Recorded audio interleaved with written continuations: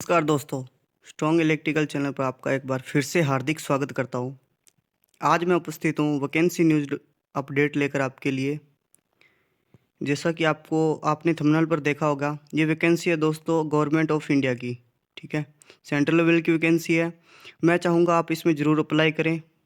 पोस्टें हैं थोड़ी, बट आपको मैं एक चीज़ बता दूं, जिसमें पोस्ट मतलब बहुत कम होती है उस जगह कंपटीशन बहुत कम होता है, ज़्यादा बच्चे अप्लाई नहीं करते हैं। ठीक है दोस्तों, तो आईटी जिन बच्चों ने आईटी कर रखी है उन बच्चों के लिए सभी ट्रेड के लिए लगभग इन्होंने वैकेंसी निकाली है।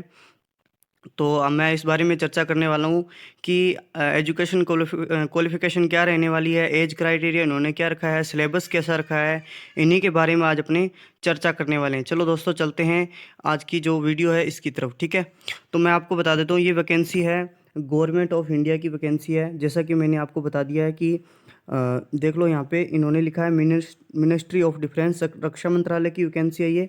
कॉलेज ऑफ मिलिट्री इंजीनियरिंग, ठीक है दोस्तों, इसकी वैकेंसी है। और ये वैकेंसी खासकर जो महाराष्ट्र के जो बच्चे हैं, पूना के लिए, पूना में रहते हैं, उनके लिए बहुत ही बेस्ट उन्होंने ऑफर निकाला है। ठीक है, ये महाराष्ट्र जो बच्चे हैं उनके लिए बहुत ही ये अच्छी वैकेंसी है। जो वहाँ से महाराष्ट्र से बच्चे जो कैंडिडेट वहाँ पे रहते हैं वो इस फॉर्म में भर दें, और उनको ये मतलब कि उनको लेने वाले हैं अधिकतर बच्चे। ठीक है, और मैं बता देता हूँ, इन्होंने यहाँ पे पोस्ट लिखा है, पे स्केल भी बहुत अच्छा है, इसलिए मैं आपको बता रहा हूँ कि बार बार इसमें आप अप्लाई ज़रूर करें। पे स्केल इसमें बहुत अच्छा इन्होंने दिया है। एजुकेशन क्वालिफिकेशन, ठीक है। और टोटल पोस्ट की अपनी बात कर लेते हैं, तो टोटल पोस्ट इन्होंने देखो दोस्तों, यहाँ पे इन्होंने दिया है कि टोटल पोस्ट कितनी है, 119 टोटल पोस्ट है, 119 टोटल पोस्ट है।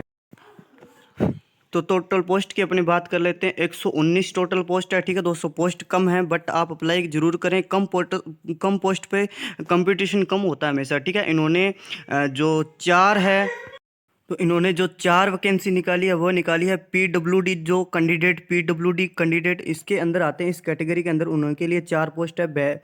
अलग से इन्होंने चार पोस्ट दी है। और बहुत बात कर लेते हैं अपने 12 पोस्ट की, जो ईएसएम के अंदर जो कैंडिडेट आते हैं, ईएसएम की कैटेगरी होती है, उसके अंदर 12 पोस्ट उन्होंने अलग से निकाले गए। ठीक है, अब अपने बात कर लेते हैं कि इन्होंने जो ऑनलाइन फॉर्म अपने को अप्लाई करना होगा। ठीक है, और कोई कॉन्सेप्ट नहीं है ऑनलाइन, अपने only one application will be accept, एक ही है, एक ही फॉर्म अपने को अप्लाई करना है। ठीक है, उसके बाद अपनी चर्चा कर लेते हैं, कि इन्होंने एजुकेशन क्वालिफिकेशन इन्होंने लिख रखा है, वो मैं आपको बाद में बता दूंगा जब आपको मैं इनकी जो पोस्ट के बारे में अलग अलग इन्होंने अलग अलग पोस्ट के लिए अलग अलग एजुकेशन क्वालिफिकेशन उन्होंने मांगा है, तो वो मैं आपको बता दूंगा। ठीक है, एक बार अपनी बात कर लेते हैं एज लिमिट की। एज उन्होंने मांगी है 18 से 25 वर्ष, लगभग सभी वैकेंसियों के अंदर ये मांगते हैं 18 से 28 वर्ष, और यहाँ की इन्होंने मांगा 18 से 25 वर्ष। उसके बाद इन्होंने age relaxation of criteria for candidate, ठीक है, मतलब छूट मिलने वाली एसटी एससी के जो कैंडिडेट उन्होंने 5 साल, और ओबीसी के जो कैंडिडेट है तो उन्होंने 3 साल की छूट, मतलब 28 साल की जो कैंडिडेट ओबीसी कैटेगरी के अंदर आता है वो भी इसमें फॉर्म फिल कर सकता है। ठीक है, और फॉर्म इन बात करें, इन्होंने लास्ट डेट और 4 फरवरी से ये फॉर्म है जो भरना स्टार्ट हो चुके हैं। ठीक है, 4 फरवरी 2023 से, और इन्होंने जो लास्ट डेट मांगी है मतलब 25 फरवरी 2023। ठीक है, 25 फरवरी 2000 तक ये इनकी साइड है जो चलने वाली है, उसके बाद ये साइड बंद हो जाएगी। ठीक है, फॉर्म अप्लाई नहीं हो सकते हैं। और उसके बाद अपनी चर्चा कर लेते हैं इन्होंने जो क्या होगा, उसके बाद अपनी चर्चा कर लेते हैं कि इन्होंने जो, हाँ, पहले तो इनका एक रिटर्न टेस्ट होगा, एंड उसके बाद एक स्किल टेस्ट होगा। 2 एग्ज़ाम अपने को पास करने पड़ेंगे। ठीक है, और ये जो इन्होंने दे रखा है ए बी ऑप्शन सी। ठीक है, हमारे वीडियो के डिस्क्रिप्शन में टेलीग्राम ग्रुप का लिंक दिया हुआ है, वहाँ पे जाइए, टेलीग्राम ग्रुप को ज्वाइन कीजिए, ये पीडीएफ आपको वहाँ पे मिल जाएगी। ठीक है दोस्तों, उसके बाद अपने बात कर लेते हैं, ये सेंटर अपने जो राजस्थान के जो बच्चे हैं वो, ठीक है, अगर वो इस फॉर्म को अप्लाई करते हैं तो उनका दी examination centre will be in the Poona, Maharashtra के अंदर आएगा। ठीक है, अपने को अगर एग्ज़ाम देना होगा तो उनके खुद के राज्य में अपने को जाना पड़ेगा, पूना के अंदर, महाराष्ट्र के अंदर, वहाँ पे अपने को इसको फॉर्म फिल अपने को करना होगा। ठीक है, वहाँ पे अपने को एग्ज़ाम देना होगा। ठीक है, फॉर्म फिल तो यहीं से हो जाएगा। उसके बाद अपनी बात कर लेते हैं कि इन्होंने कुछ मोस्ट इंपॉर्टेंट अपने इस बात कर लेते हैं इस वीडियो के बारे में।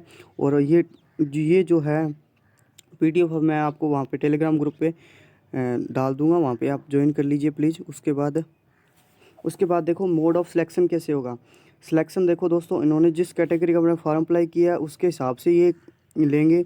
उसके बाद सिलेबस की जो बच्चे के मन में रहता है कि सर सिलेबस क्या रहने वाला है, तो सिलेबस मैं आपको बता देता हूँ। ये देखो यहाँ पे इन्होंने लिखा है, साफ साफ अक्षरों में इन्होंने लिख दी है, ठीक है। देखो दोबारा देखो कि इन्होंने जो C नंबर ऑप्शन है वो देखो क्या लिखा है कि the written test will concept of general English, पहला इंग्लिश आएगा, and reasoning, general intelligence and reasoning, and numerical aptitude मतलब मैथ भी आने वाली है, और जनरल इंग्लिश भी आने वाली है, और जनरल अवेयरनेस भी आने वाली है, ठीक है।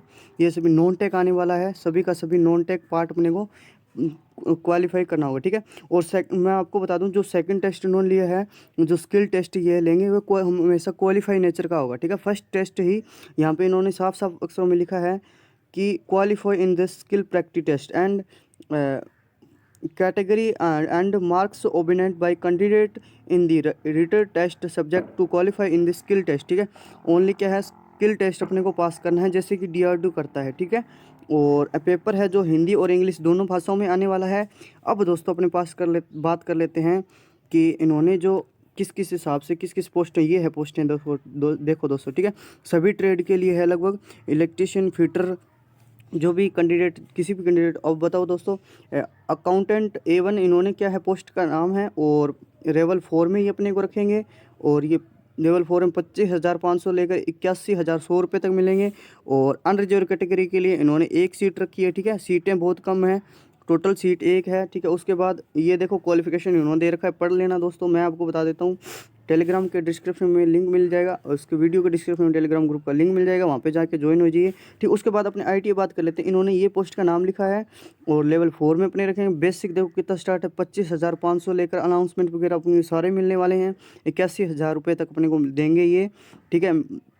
उसके बाद मेट्रिकुलेशन 10वीं पास बच्चा होना चाहिए, एंड सर्टिफिकेट और conversion in the trade machines and ITA of centre government एम, ठीक है। इसके अंदर जो ITA बच्चे कर रखी है मैकेनिकल ट्रेड के अंदर, वो फॉर्म अप्लाई कर सकता है, ठीक है। एक बात यहाँ पे बच्चे यहाँ पे रह जाते हैं, ठीक है। उन्होंने मांगा है साथ में सर्टिफिकेट एक्सपीरियंस मांगा है, ठीक है। 3 साल एक्सपीरियंस इन द ट्रेड। अगर आप किसी भी ट्रेड के अंदर, मैकेनिकल ट्रेड के अंदर आपने अगर आपने ITA की है, तो 3 साल जो बच्चे ने इनके अंदर कहीं भी मतलब काम किया है 3 साल तक, इसके पास अगर सर्टिफिकेट है तो ही वो इस पोस्ट के लिए अप्लाई कर सकता है, ठीक है। अन्यथा नहीं कर सकता।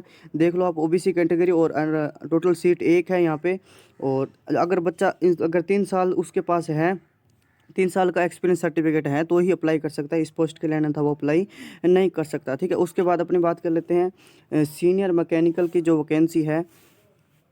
सीनियर मैकेनिकल लेवल 4 में अपने को रखे हैं, बहुत अच्छा ग्रेड पे है, 10वीं पास, और ITA भी मांगी है, मैकेनिकल हो या मैकेनिकल मोटर या फिटर के अंदर भी हो तो भी चलेगा, ठीक है। और यहाँ पे मांगा है इन्होंने 3 year pre practice and the trade, ठीक है। यहाँ पे 2 पोस्ट रखी है, और उसके बाद 1 एक्सपीरियंस इन्होंने यहाँ मांगा है, ठीक है। और आपके हिसाब से जो भी आपके पास क्वालिफिकेशन है वो आप इसको पढ़ लेना, और इस जिस भी पोस्ट के लिए आप एलिजिबल हो वो भर देना, ठीक है। उसके बाद अपनी बात कर लेते हैं। ये देखो दोस्तों, इन्होंने क्या मांगा है कि देख, फिटर जनरल मैकेनिकल स्किल, ठीक है। ये इन्होंने ग्रेड पे इन्होंने ये रखा है, और मल्टीकुलर से 10वीं पास होना चाहिए बोर्ड यूनिवर्सिटी से, और सर्टिफिकेट होना चाहिए ITA का, और 1 साल का एक्सपीरियंस इन्होंने मांगा है फॉर्म दी फिटर ट्रेड, ठीक है। जो भी बच्चे फिटर ट्रेड के लिए, जो भी बच्चे हैं ना, जिन्होंने बच्चे ने फिटर ट्रेड के लिए कर रखा है, IT कर रखी है इन्होंने फिटर में, वो इसके लिए एलिजिबिलिटी है, अगर उनके पास 1 साल का एक्सपीरियंस है, ठीक है। टोटल सीट की 6 है यहाँ पे। और जो फिटर ट्रेड देखो दोस्तों, देखो fitter from ITA general government of education 1 years का एक्सपीरियंस इन्होंने मांगा है इन दी ट्रेड। अगर फिटर ट्रेड में किया तो फिटर ट्रेड का 1 साल का एक्सपीरियंस यहाँ पे वो अगर है, तो इस पोस्ट के लिए वो अप्लाई कर सकता है बच्चा, ठीक है। उसके बाद अपनी बात कर लेते हैं। देखो दोस्तों, ये देखो 18 नंबर अपने हैं, 15 नंबर देखो इलेक्ट्रिशियन के लिए है। जो भी बच्चे इलेक्ट्रिशियन के ज़्यादा जुड़े हैं मेरे साथ, तो मैं बताऊँगा कि 15वीं पोस्ट है, पोस्ट का नाम है इलेक्ट्रिशियन स्किल्ड C10, ठीक है। लेवल 2 में अपने रखेंगे बेसिक 19,900 रुपये से 63,200 रुपये। क्वालिफिकेशन की बात पे अड़ जाते हैं, ठीक है दोस्तों। कई के पास क्या होता है, कई बच्चों के पास एक्सपीरियंस नहीं होता, ठीक है। 10वीं के पास ITI certificate in the trade and electrician 1 years experience. यहाँ पे जिस बच्चे के पास एक्सपीरियंस नहीं है वो बच्चा अप्लाई नहीं कर सकता, ठीक है। इन्होंने साफ साफ मना किया है। और SC कैटेगरी के लिए इन्होंने जो रखी है 1 सीट, और टोटल सीट 2 है, एक AWS के लिए है, ठीक है। और उसके बाद अपनी बात कर लेते हैं। बस यही था दोस्तों आज के लिए, ठीक है। ये पढ़ लेना, और उसमें कुछ नहीं है, सब कुछ बता दिया मैंने। मोटा मोटा अपनी बात कर ली है इसके बारे में।